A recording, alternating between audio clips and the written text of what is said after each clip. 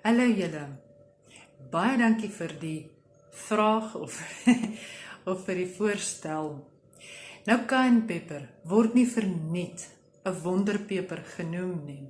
Hy is ryk in Vitamiene C, A, B6, K.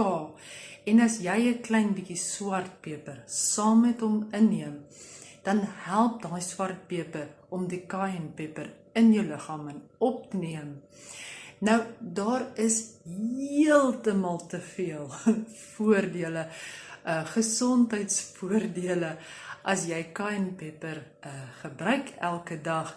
So ek sal maar vir julle 'n lys gee aan die einde van die video, want die video is heeltemal te kort daarvoor. Probeer volgende keer om 'n knippie kaenpeper in jou hot chocolate in te gooi. Dit bring daai smaak net so 'n bietjie meer uit.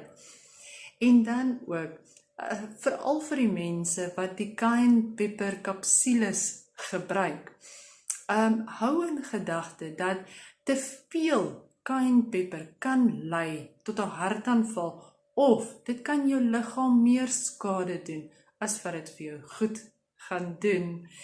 En dan ook, dit, ekskuus, paddatjie in my keel.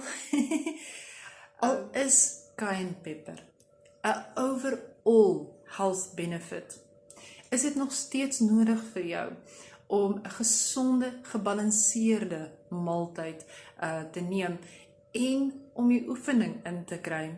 Drink genoeg water en baie dankie dat julle die video gekyk het. Druk vir my groot asseblief die hartjie knoppie.